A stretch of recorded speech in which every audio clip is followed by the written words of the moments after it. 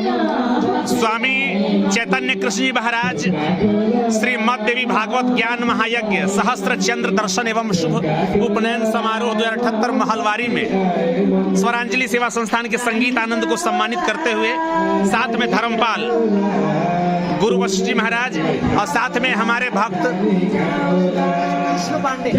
कृष्णा पांडे श्री कृष्णा पांडे जी मैं तपाईं को हार्दिक स्वागत करते छौ यो कार्यक्रम बाटा। साथ में स्वरांजलि सेवा संस्थान की अध्यक्षा अंजू देवी जो 12 वर्षों से पागलों को खाना बांटती हैं भारत नेपाल सीमा पर, और ये सब आशीर्वाद है स्वामी चैतन्य कृष्ण महाराज का, आशीर्वाद है धर्मपाल गुरु वशिष्ठ जी महाराज का, और श्री कृष्णा पांडे जी हमारी महाआरती में आए थे। पुनः मैं चाहूंगा इस वर्ष मेरी महाआरती में सम्मानित हों ताकि महलवारी नेपाल से यह धर्म ध्वजा और धर्म की आवाज पूरे विश्व के कोने कोने में गूंजे। अंतर्राष्ट्रीय संत स्वामी चैतन्य कृष्ण जी महाराज को, धर्मपाल गुरु वशिष्ठ जी महाराज को, कृष्णा पांडे को मैं भारत की ओर से भारतीय कलाकार को, समाज सेवी को सम्मानित करने के लिए मैं धन्यवाद देता हूं। साथ साथ नेपाल के तमाम कर्मकांड के विशेषज्ञ महाराज जी पहुंचे हुए हैं। मैं चाहूंगा 2 शब्द आशीर्वाद स्वरूप स्वरांजलि सेवा संस्थान के एमडी संगीत आनंद को कृष्णा पांडे जी आशीर्वाद सबसे पहले देंगे।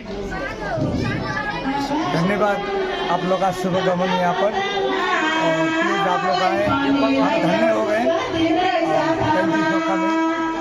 धन्यवाद। स्वामी चैतन्य कृष्ण महाराज अंतर्राष्ट्रीय संत, आपके आगमन से हम लोग गदगद हो गए हैं। बहुत वर्षों बाद पुनः मिलना हुआ है, और उत्तरवाहिनी में आप सबको भी हम आमंत्रित करते हुए बहुत बहुत धन्यवाद देते हैं। और धर्मपाल गुरु वशिष्ठ जी महाराज आशीर्वाद देंगे। अस्तु। नेपाल भारत मित्र संघ के तरफ से हम लोग पिछले 15-20 साल से स्वरांजलि संगीत दयानंद जी और हम लोग मिलकर नारायणी गंडकी महाआरती का हर महीने पूर्णमासी तिथि को हम लोग चला रहे हैं। परमात्मा से आशीर्वाद प्रदान हुए कि आज तक 12वीं आरती तक 112वीं आरती तक कुशल मंगल से आरती संपन्न हुई है। नेपाल और भारत के इस क्षेत्र बॉर्डर गंडक क्षेत्र में जो ये आरती चलाया जाता है, इस आरती में हमारे चैतन्य कृष्ण जी महाराज जी भी आकर एक कार्यक्रम में सहभागिता देने के अवसर हम लोग को मिला था। उन्होंने ये अवसर दिया था, और चैतन्य कृष्ण जी महाराज जी को धन्यवाद ज्ञापन करते हुए फिर आज कृष्ण पांडे जी के इस गृहस्थ आश्रम में जो देवी भागवत का आयोजन किया गया, इसमें हम लोग को निमंत्रण मिलकर आकर ये आप लोग को जो यहाँ की शोभा बढ़ाने की जो अवसर आप लोगों ने प्रदान किया, इसको धन्यवाद ज्ञापन करते हुए मेरा वाणी को विराम देता हूँ। अस्तु ओम तत्सत। श्री कृष्णा पांडे जी को अंतर्राष्ट्रीय संत को बुलाने के लिए, सैकड़ों संतों को लाने के लिए और धार्मिक आध्यात्मिक कार्यक्रम की प्रस्तुति के लिए मैं चाहूंगा मनवांछित फलों की प्राप्ति हो। प्रेम से बोलेंगे पशुपतिनाथ बाबा को, त्रिवेणी धाम को। इसी के साथ मैं यहाँ से विदा लेता हूँ। भारतीय क्षेत्र में श्रीमद देवी भागवत ज्ञान महायज्ञ जिस उद्देश्य से श्री कृष्ण पांडे जी करा रहे हैं, समस्त मनोकामनाएं पूर्ण हो, क्योंकि यहाँ पर वही आई हैं जो अब तक हजारों दिव्यांग जनों को अपने हाथों से भोजन करा के बांट चुकी हैं।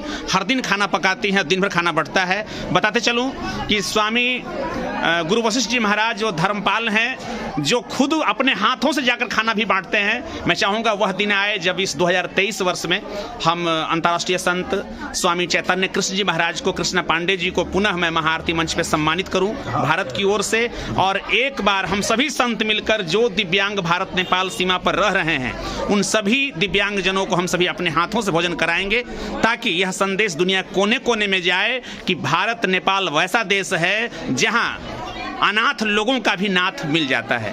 इसी के साथ हमसे विदा लेते हैं। कृष्णा पांडे जी को ऐसे आयोजन के लिए बहुत बहुत धन्यवाद।